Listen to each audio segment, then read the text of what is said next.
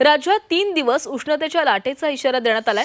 तापमान 2 अंशांनी वाढण्याची शक्यता आहे। विदर्भ मराठवाड्यामध्ये पारा हा 45 अंशांपर्यंत जाण्याचा अंदाज आहे। सकाळी 11 ते दुपारी 4 घराबाहेर जाणं टाळा असं आवाहन करण्यात आलंय। तर 3 मे नंतर राज्यातील काही भागात पावसाची शक्यता वर्तवण्यात आली आहे।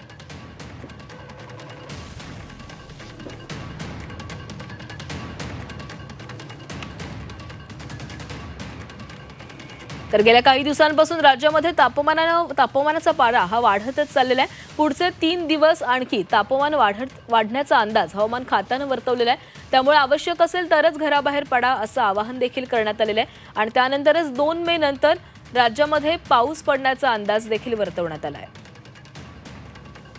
तर विदर्भ आणि मराठवाड्यामध्ये तापमान हे दिवसेंदिवस वाढतच चाललेलं आहे।